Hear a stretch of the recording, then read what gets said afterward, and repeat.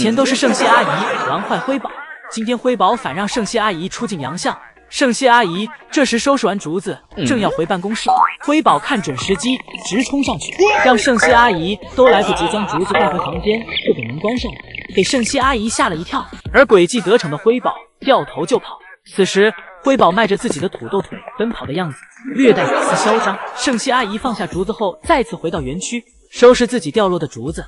而辉宝这里想爬到树上，辉宝在树上兔子蹦，蹦了半天都没有上去，辉宝些许有些尴尬。这时瑞宝走了过来，辉宝有了台阶，把责任都怪在了瑞宝身上。辉宝讲是因为瑞宝的呼吸声太大，自己才没上去。辉宝疯疯癫癫的在小亭子上跑来跑去，看起来很忙。圣希阿姨这时拿出了胡萝卜，辉宝明明看到了，但还要假装矜持。而等瑞宝过来了，辉宝又吃醋的跑上前和姐姐抢。姐妹俩吃上胡萝卜后也老实了。圣希阿姨这里可以放心的收拾园区了。圣希阿姨返回房间，给姐妹俩抱来了一些新竹子。圣希阿姨让姐妹俩乖乖坐好慢慢吃。之后圣希阿姨继续收拾竹子，地上的竹子都掉落在了爱宝的青团上。不知道这些竹子的经历，要是让隔壁大象知道了，会不会嫌弃？将这些竹子全部收拾好，圣希阿姨再次返回房间。最后圣希阿姨收拾完竹子，准备让爱宝进来了。圣希阿姨先给瑞宝辉宝引到小亭子上，然后又给姐妹俩一人喂了一块小零食。这样圣希阿姨给爱宝在小亭子上放置小零食，姐妹俩就不会过来抢了。还是年轻人的脑子好使，让宋3岁想破脑袋都想不到这个方法。辉宝咱可以慢点吃，一口是吃不成胖子的。辉宝这是眼看自己的体重马上就要被妹妹追上了，辉宝今天拼命的吃竹子。最近瑞宝对着辉宝的体重是步步紧逼，这让辉宝感觉自己园区灰大王的地位有些不保了。趁着姐姐睡觉的功夫，自己要猛吃几口领先姐姐才行。辉宝这小心思都不藏了，全写脸上了。而且最近辉宝的反骨越加明显，看似最近一直动手的都是瑞宝，但是仔细去看会发现事情的开头都是因为辉宝故意挑事儿。原本瑞宝跟在妈妈后面走得好好的，辉宝这里却在后面咬了瑞宝一下，吓了瑞宝一跳。瑞宝临阵起手，直接对着辉宝就来了一巴掌。而毫不知情的瑞宝正在树上舔手手，而且睡得很香，甚至香的有点太不像话了。而爱宝此时正坐在小木床上吃竹子，不过下一秒爱宝就又不拘小节了，立马抬起屁股对着窗外正看入神的姨姨们铲起了青团。爱宝铲完青团后还挺爱干净的。爱宝离开小木床，走去了没有青团的小亭子上。爱宝来到小亭子上后，又吃了会儿竹子，然后在不知不觉中就睡着了。爱宝这一睡就睡过头了，还是宋爷爷拿小苹果过来给爱宝唤醒了。2块清甜可口的小苹果给爱宝从睡梦中拉了回来。吃完小苹果后的爱宝也意识到自己该下班回家了。爱宝迈着小碎步走下小亭子，乖乖走回了舍内。不管是福宝还是瑞宝、辉宝，爱宝对于他们的爱从来没有变过，只是方式变了。以前爱宝带福宝回家都是直接咬着拖回去的，但现在是2个了，而且这姐俩一样的沉。如果给其和福宝一样咬着拖回去的话，爱宝的下巴都得脱臼了。但爱宝也并没有对姐妹俩不管不顾，同样会陪瑞宝、辉宝一起回去。当爱宝和瑞宝一起回家时，走到一半发现辉宝没有跟上来，于是爱宝和瑞宝又掉头回去了，坐在通道门口等着辉宝过来，然后一起回家。当然不光同样的爱，就连无情抛弃的时候也一样。爱宝不想接娃下班了，就交给奶爸。福宝时就这样了，之前爱宝已经回家很久了，福宝却还迟迟没有跟上来，于是宋爷爷便出手了。同样当瑞宝、辉宝被抛弃在室外时，爷爷们就会出手，2个爷爷轮番接，可不能给他宝贝孙女们关在室外了。而当他们回到室内后，瑞宝、辉宝与福宝之间就不同了。瑞宝、辉宝从室外回来，姐妹俩看到彼此在睡觉，自己也要睡，不过这方便了爱宝，爱宝这样就不用带娃了。不过难受了爷爷们，因为不能打扰他们睡觉，爷爷们忍得手痒痒，但也只能克制。每次放下竹子打扫完青团就赶紧起来，当然也希望他们能够中途醒来，但姐妹俩睡得太沉了，任何动静都吵不醒。而福宝小时候从室外回来时依旧活力满满，爷爷们可以放心的跟福宝玩，尤其是老宋头这里，每次都搞得福宝烦烦的。老宋头跟福宝比，老宋头才是那个烦人的小妖精，给福宝从小烦到大。不过现在福宝再也不会烦老宋头了，再也没有机会烦老宋头了。辉宝和瑞宝现在一定是给老宋头当成同类了。老宋头在园区走来走去，打扫着卫生，摆放着竹子。瑞宝这里此时在树上吹着空调睡着觉，根本不去在意老宋头在干嘛。而辉宝这里虽然在树下，完全是给老宋头当佣人了，丝毫没正眼瞧老宋头。而老宋头则是任劳任怨的状态，给园区的青团清理干净后，又赶紧给辉宝送来了竹子。今天下午的竹子还是2种口味的，这让辉宝对老宋头的表现很满意。任凭老宋头在园区四处逛，辉宝这里都没有任何情绪上的变化，因为辉宝是老宋头亲手带大的。要么辉宝给老宋头当成了熊，要么就是辉宝给自己当成了人。辉宝小时候，老宋头给辉宝抱在怀里的样子，简直就像在抱自己的亲女儿一样。以及辉宝产青团过后，老宋头都会第一时间冲上前进行查看。这种行为让辉宝已经没有理由怀疑老宋头跟自己不是同类了。况且他们又没照过镜子，认为自己和老宋头一样都是人类，这一点来说可能性最大了。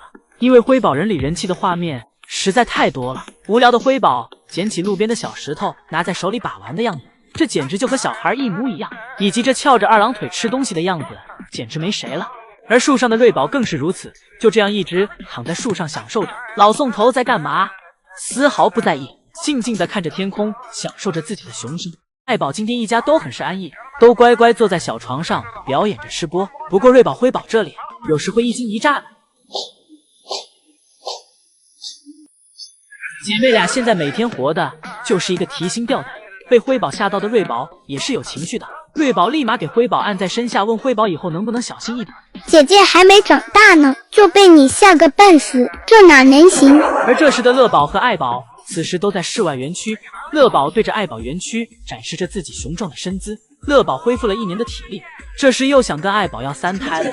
而此时爱宝根本不想搭理乐宝，生完乐宝又不带，乐宝天天潇洒，留自己每天辛苦带娃。爱宝不想看见乐宝，来到通道门前喊奶爸给自己开门，让自己回去。爱宝回去了，奶爸给乐宝的通道门也打开了，乐宝立马从树上下来，兴冲冲的跑了回去，还夸赞奶爸懂事儿。爱宝回来后刚好看到了瑞宝和辉宝正在偷自己的胡萝卜，辉宝对着胡萝卜跃跃欲试，这既想吃又不敢的模样甚是可爱，宛如脑海中2个声音正在打架。辉宝反反复复的试探，跑走后又跑回来，跑回来后又怕妈妈揍自己又跑走。就这样，辉宝忍住了没有吃，辉宝忍住了，但瑞宝没忍住。瑞宝看到后毫不客气的就放进了嘴里开始啃。这时爱宝也终于看到了，姐妹俩原来是在偷自己的胡萝卜。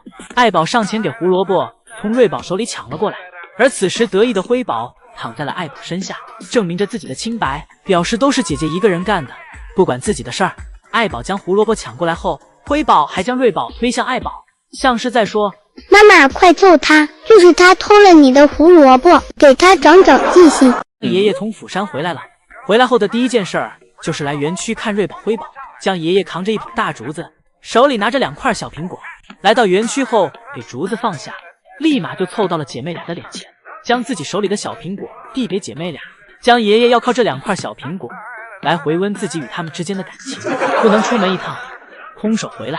喂完小苹果后，又摸了摸姐妹俩，安排完小零食，将爷爷又给自己刚才带来的竹子插到了小树上，自己搭建的独木桥再麻烦也要给7把竹子放好，一边一捧，刚好姐妹俩一人一边，谁也不用抢谁的。将爷爷忙碌完，看到这阵容，自己都给自己整笑了。这画面必须拿出手机来记录一番，就算自己是饲养员也忍不住。将爷爷真是太有想象力了。姐妹俩就这样坐在自己面前的这捧竹子前，开心的吃着。到了快下班时，爱宝正坐在小亭子上吃竹子，旁边还有瑞宝陪着。这时通道门打开了，爱宝看到后，手里吃竹子的动作变快了。爱宝想着赶紧给小亭子上这几根竹子吃完，然后回家。这时爱宝身边的竹子就只剩1根了，爱宝赶紧给这最后1根竹子给解决掉，吃完二话不说直接回家。这是大熊猫界中的光盘行动。瑞宝这里看到妈妈回去了，也跟了上去。辉宝什么时候也学会空降清泉了？回想保家会这个技能呢，也只有他福宝姐姐施展过了。辉宝这看样子这是来不及下树了，直接在树上就解决了。不过好在没有砸到树下的瑞宝。有了独木桥后，辉宝吃饭玩耍都不用下床了，现在就连产青团也没关系了。这说明瑞宝辉宝对园区越来越有安全感了，以后再也不用将青团藏起来了。以后3只熊一起在室内园区产青团，爷爷们要是打扫慢了，可能都会出现没地方落脚的情况。今天姐妹俩频繁整活，这模样让姨姨和姨母们想起了福宝。例如这次瑞宝跟妈妈抢胡萝卜的样子，起初瑞宝想吃，爱宝不给，瑞宝就撒娇打滚，表示自己生气了，自己给自己气得打了个转，之后又回来，成功从妈妈手里给胡萝卜抢了过来。抢到胡萝卜的瑞宝立马起身逃跑，这像极了福宝以前偷妈妈胡萝卜，偷完就跑。但爱宝这次没追瑞宝，或许是爱宝也在瑞宝身上看到了福宝的样子，索性就给了瑞宝，弥补自己记忆里对福宝的空缺。瑞宝这里拿到胡萝卜后也没有独吞，而是带到了小树上去跟妹妹一起分享。姐妹俩一人一口，很是和谐。就在姐妹俩愉快的共享美食时，姐妹俩手一滑，胡萝卜从树上掉了下来。碰巧爱宝这时走了过来，爱宝表示这就不能怪我了，是你俩不要的。没想到这胡萝卜兜兜转转，还是让爱宝吃了。天宝家全体成员都赖在园区了，没一个想回家的。园区派出了2个饲养员一起收熊，老宋头负责干，圣熙阿姨负责喊。此时爱宝正趴在树上睡觉，瑞宝和辉宝这里则在小独木桥上，老宋头这里全然不顾爱宝有没有攻击性，直接走进园区接双胞胎。老宋头来到园区，爬上小亭子，姐妹俩齐刷刷的看向老宋头，准确的说是老宋头手里的小苹果。老宋头喂苹果的同时也要看着爱宝一点，虽然表面上老宋头不害怕爱宝，但内心还是很惶恐的。喂完手里的小苹果后，老宋头又回去了一趟，去拿属于爱宝的小苹果。重新拿来小苹果后，老宋头蹲在通道门口前，拍打着大腿，吸引爱宝过来。爱宝秒懂老宋头的心思，直接朝着通道门走去。知道老宋头不敢直接正面接触自己，但栅栏可以给予老宋头胆量。爱宝回家了，园区只剩瑞宝和辉宝了。姐妹俩眼光一起凝视着老宋头，心想自己先不下去，看看老宋头能整出什么花来。老宋头就这样不断的拍打着大腿，想必大腿和手都快拍红了吧。而姐妹俩这里迟迟没有想下树的意思，老宋头再次按耐不住，想着再次用小零食吸引一下姐妹俩。老宋头第2次来到小亭子上，老宋头推了一下辉宝的腿，试图给辉宝推下小树，然后继续蹲在地上拍大腿。看来老宋头今天除了拍大腿也没有其他办法，全看姐妹俩和老宋头谁能熬过谁。熬到最后是老宋头输了，老宋头回去恢复一下信心，调整一下心态，等一会儿再来收熊。来，大熊猫真的听得懂人话。太好会了。这只委屈巴巴的大熊猫叫做汪家，它本是一只野生大熊猫，于2007年冬天被管护队员发现于风筒寨保护区。当时它卧在冰天雪地中，浑身湿漉漉，管护人员静等3小时，未见熊猫妈妈回来，怕它有危险，然后就带到了大熊猫保护区。因救助于汪家沟，故取名汪家。2014年开始繁育，到如今已经有了7个子女。当初这只靠越狱卡头而火爆全网的颜慧，便是汪家的第2个女儿。就在前几天，汪家上班时，一来就盯上了载在手中的笋笋，老大的没抢到，他转头就来抢老二的。即使老二把笋笋护得严严实实，但在绝对的实力面前，笋笋最终被汪家抢走。刚好这一幕被现场的游客拍摄了下来。小的现在 emo 了。看到老二笋笋被抢后，有点伤心的感觉。然后游客就说了一句：“汪家好坏。”太好会呀！没想到游客无心的一句，居然被汪家听懂了。汪家直接愣在了原地，顿时手中的笋笋不香了，表情都是委屈巴巴的。直到最后，看汪家的表情，我感觉他都要哭了。其实这也不是汪家第1次抢孩子笋了，在此之前，汪家带的每一届孩子都有被他抢笋的经历。无论是16届的颜慧，还是20届的嘉阳和嘉柏，都亲自给汪家包过笋。让他没想到的是，这一次既然有姨姨们说他，孩子的自尊心一下就受到了打击，所以他才会觉得委屈吧。爷爷从釜山回来了，回来后的第一件事儿就是来园区看瑞宝辉宝。将爷爷扛着一捧大竹子，手里拿着2块小苹果，来到园区后给竹子放下，立马就凑到了姐妹俩的脸前，将自己手里的小苹果递给姐妹俩。将爷爷要靠这2块小苹果来回温自己与他们之间的感情，不能出门一趟空手回来。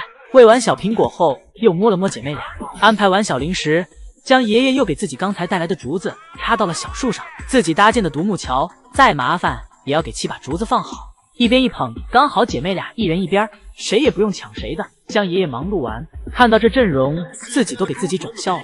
这画面必须拿出手机来记录一番，就算自己是饲养员也忍不住。将爷爷真是太有想象力了。姐妹俩就这样坐在自己面前的这捧竹子前，开心的吃着。到了快下班时，爱宝正坐在小亭子上吃竹子，旁边还有瑞宝陪着。这时通道门打开了，爱宝看到后，手里吃竹子的动作变快了。爱宝想着赶紧给小亭子上这几根竹子吃完，然后回家。这时爱宝身边的竹子就只剩一根了，爱宝赶紧给这最后一根竹子给解决掉，吃完二话不说直接回家。这是大熊猫界中的光盘行动。瑞宝这里看到妈妈回去了，也跟了上去，怕得不舒服了。福宝坐起来换了个位置，奶爸看福宝这个状态不行，于是给福宝从门里放了几根竹笋出来，想着福宝可以不吃竹子，吃几根竹笋也是好的。但是福宝面对奶爸的进出以及奶爸放置的竹笋，只是趴在假山上远远的看着，没有想要去吃的想法。奶爸离开后，福宝转了个身给自己挠了挠痒，然后闭上眼又继续睡了。福宝是在独自默默承受着假孕期的折磨。福宝从小就是个懂事的孩子，江爷爷说过，动物们是不会去表达自己的难受与不适的，只能靠饲养员们用心的去感受。所以被圈养的动物们过得好与否，都是取决于饲养员与动物们之间的心灵交流。懂事的福宝没有去麻烦奶爸，选择了自己消化。福宝这个状态从早上到中午一直没有变过，也没有从假山上下来过，醒了睡，睡了醒，反反复复。等到下午，福宝还是这个状态。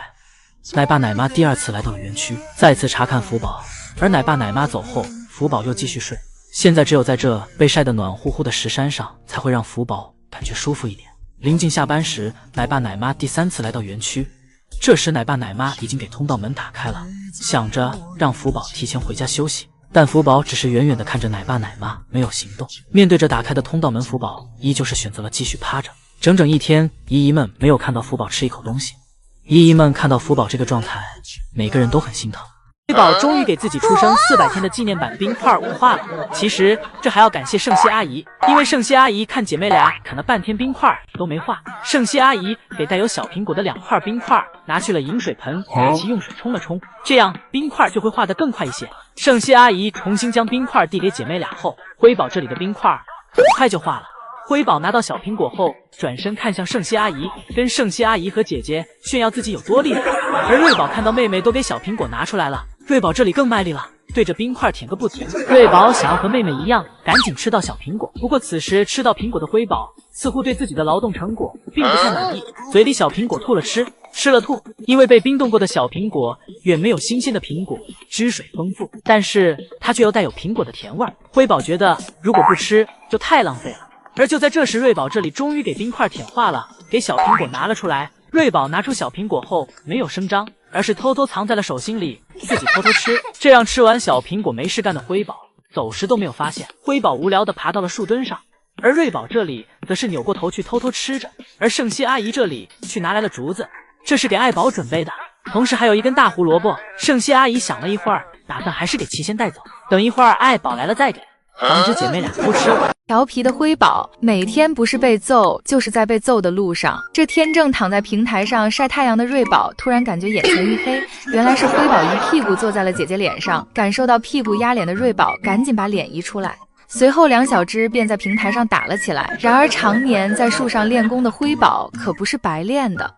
只见辉宝摆出战斗姿势，不一会儿便把姐姐从平台上给挤下去了。看到宋爷爷过来，机灵的辉宝便想要藏到旁边的楼梯上，仿佛在告诉爷爷这一切与自己没关系。奈何自己的小短腿还露在外面，被宋爷爷看到后，自然逃脱不了爷爷的唠叨。被唠叨后的辉宝看到妈妈，便屁颠屁颠地跑过去，不料妈妈突然停下脚步，小短腿辉宝便一头撞在了妈妈身上，随后抱着爱宝的腿开始碰瓷。爱宝看着辉宝这一操作，脸上露出了无奈的表情。看到辉宝起身，爱宝便伸出手阻止着辉宝靠近自己，然而就算爱宝咬住辉宝，也没能阻止住辉宝对自己的进攻。爱宝逐渐变得失去耐心，看到辉宝踩在了自己脸上，艾女士直接嫌弃地把辉宝丢了出去，心想我怎么会有这么调皮的女儿。然而被嫌弃后的辉宝没想到，更惨的还在后面。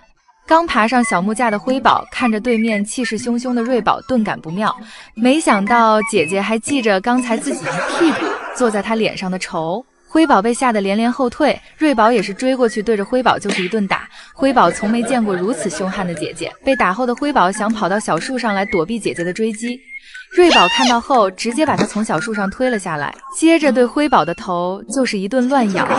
这时听到动静的艾女士赶了过来，先给平台上的瑞宝一顿胖揍，瑞宝被妈妈打得捂住了头，而旁边看热闹的辉宝妈妈，打了姐姐就不能再打我了。没想到爱宝一个也没放过，看到正在悠闲吃竹子的辉宝，艾女士也是直接冲了过去，吓得辉宝手中的竹子都掉了。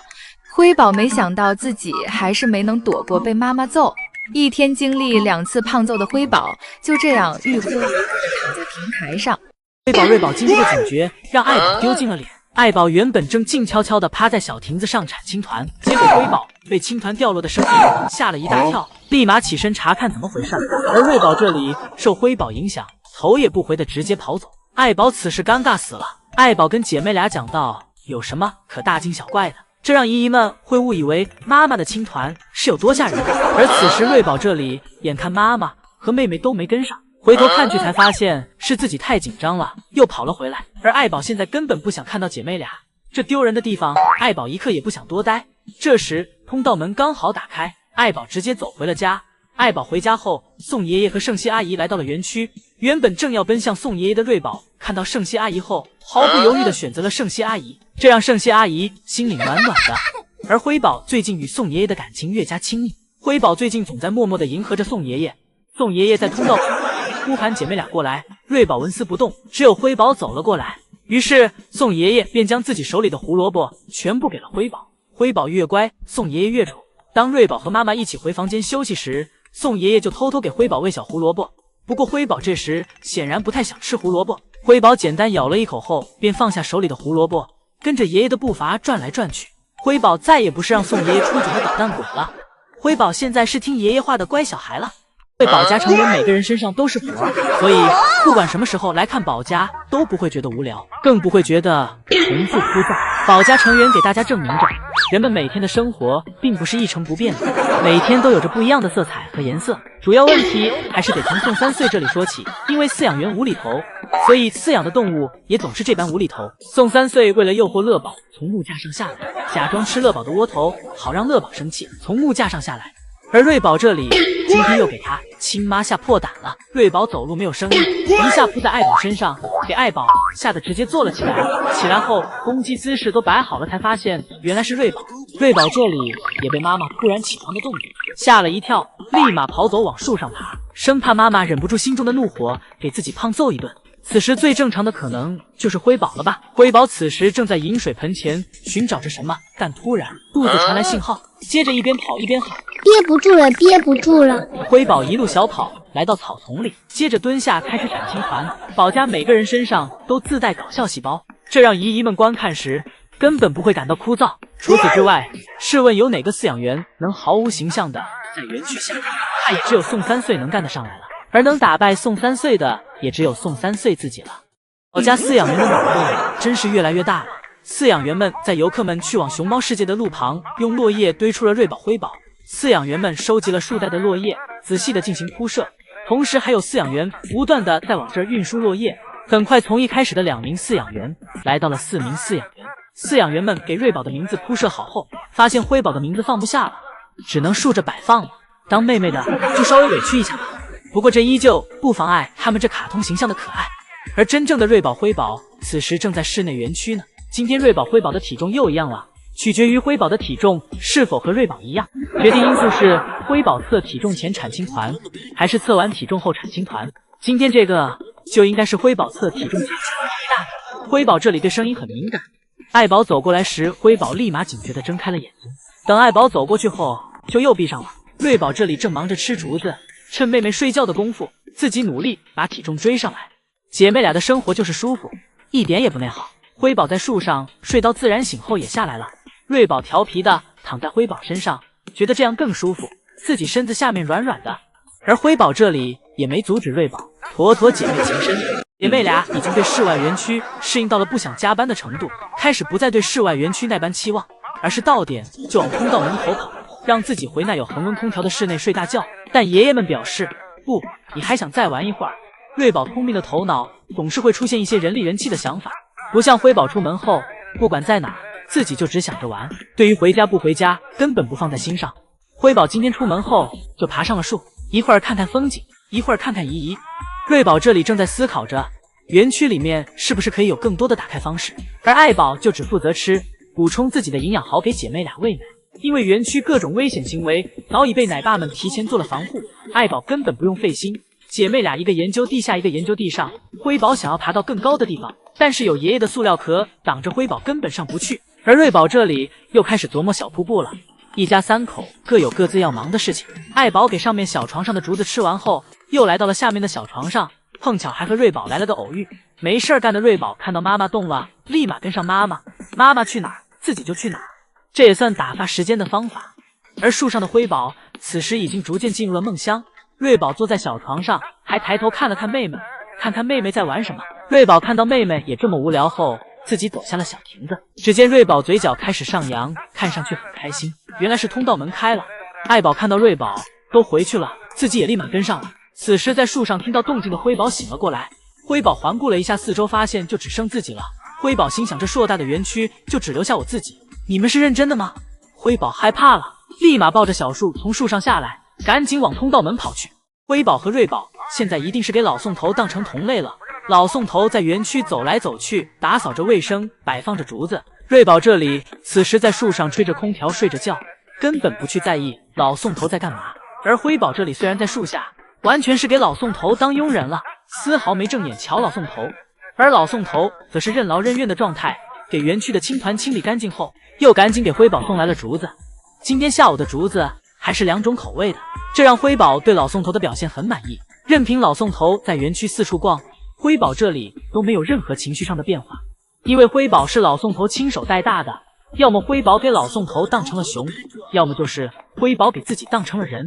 辉宝小时候，老宋头给辉宝抱在怀里的样子，简直就像在抱自己的亲女儿一样。以及辉宝产青团过后，老宋头都会第一时间冲上前进行查看。这种行为让辉宝已经没有理由怀疑老宋头跟自己不是同类了。况且他们又没照过镜子，认为自己和老宋头一样都是人类，这一点来说可能性最大了。因为辉宝人里人气的画面实在太多了。无聊的辉宝捡起路边的小石头，拿在手里把玩的样子，这简直就和小孩一模一样。以及这翘着2郎腿吃东西的样子，简直没谁了。而树上的瑞宝更是如此，就这样一直躺在树上享受着老宋头在干嘛，丝毫不在意，静静地看着天空，享受着自己的雄心。今天辉宝睡醒，刚好遇到通道门打开，辉宝开心地走进去，打算去室外玩耍。谁知走进去后，妈妈却出来了。原来通道门的打开不是让辉宝去室外，而是让爱宝回室内的。辉宝走到头，发现对面的门是关着的，又跟着妈妈出来了，场面有点尴尬。爱宝回来后直接回家休息去了。这时圣熙阿姨来到园区，给姐妹俩带来了小零食，小竹子上插着一块小苹果，这样既能吃小零食，又能吃点竹子。姨母带瑞宝、辉宝就跟带娃一样，换着发的让姐妹俩吃饭，变着花样的喂辅食。圣熙阿姨对姐妹俩此时的表现很满意，拿出手机记录了一下姐妹俩的这模样。瑞宝这里为了吃竹子方便，直接给竹子盖在了头上。圣熙姨母眼看姐妹俩吃的挺快，又给瑞宝、辉宝抱来一盘。辉宝看着这竹竿，问圣熙姨母是认真的吗？认为自己的牙是长齐了吗？还给我俩放在中间。辉宝这里眼看自己手里早就没有小零食了，而姐姐这里却一直在吃。辉宝好奇瑞宝这里到底在吃什么，是不是姨母偷偷给瑞宝小零食了？辉宝凑上前让瑞宝张开嘴让自己看看。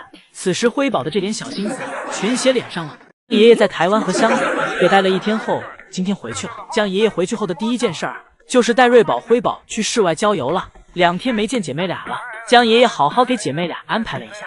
江爷爷为了方便瑞宝爬上树后有吃的，直接在小亮台上放了一把竹子，当然也特意在树下的小床上为辉宝放置了一把。知道辉宝现在还爬不到树上，瑞宝爬上小树后，站在小亮台上，贪婪地呼吸着上面的新鲜空气。感受完这一层的新鲜空气后，瑞宝还想爬到更高的地方。好在江爷爷和宋爷爷早有准备，给上面的树干包上了塑料保护壳。瑞宝尝试了一下就放弃了，因为上面太滑了。之后瑞宝从小树上下来，去找妈妈和妹妹了。上面风景虽好，但太孤独。瑞宝从树上下来后，来到了爱宝身边。姐妹俩现在在室外园区，不会在一个地方待太久，而且现在还没有人看到过瑞宝、辉宝在室外园区睡觉的样子。姐妹俩根本舍不得睡觉。瑞宝反反复复的爬树，而辉宝一次也不想尝试。瑞宝在园区兜兜转转，一会儿又来到了坡下。瑞宝小手扶着墙壁，慢慢的站了起来。这2步走的多少有点人里人气的。而此时的江爷爷和宋爷爷这里正处在社恐现场，老老实实的给姨姨们回答着他们的问题。爱宝眼瞅瑞宝和辉宝不吃小亭子上的竹子，于是走了过来，打算给他们解决掉，不能浪费粮食。爱宝挑选了几根竹子吃掉后，想回家了，带着姐妹俩就往通道门口走去。而此时在园区上方的江爷爷看出了爱宝此时的想法，立马用对讲机呼喊在控制室里的饲养员，让其给通道门打开。而接下来瑞宝、辉宝每天都将会来室外园区玩耍。老宋头和姨姨们辨认姐妹俩的方法是一样的，一旦瑞宝或者辉宝将头藏起来，同时也看不到尾巴时，老宋头也不敢轻易去确认。누가 엄마 침대를 뺏은 거야? 누구냐 너? 宋3岁无法辨认出此时躺在小床上的是谁，只能称其为小家伙。 아이고 착한 우리 아이바오 꼬맹이한테 잘 양보했어요. 老宋头夸赞爱宝最近的状态很好，无论是吃竹子还是产的青团都很健康。碧绿色的青团是老宋头的最爱。此时老宋头也很想知道小床上的到底是谁。 너 누군지 내가 확인해봐야겠다. 또 있구나. 而一旁的瑞宝此时醒了，这睡觉姿势有点可爱的过分了。姐妹俩起床出门营业，老宋头给姐妹俩带来了胡萝卜，辉宝的胡萝卜不小心掉了。老宋头表示，食物掉在地上3秒后需要清洗一下再吃。 3초가 지났네. 물에다 씻어줘야겠다. 기다려. 等老宋头给胡萝卜洗好交给辉宝后，结果被手疾眼快的瑞宝给抢了过去。瑞宝反应迅速，根本不给宋3岁再次抢过去的机会，一口就全部吃。辉宝过去看时，瑞宝还踢了辉宝一脚。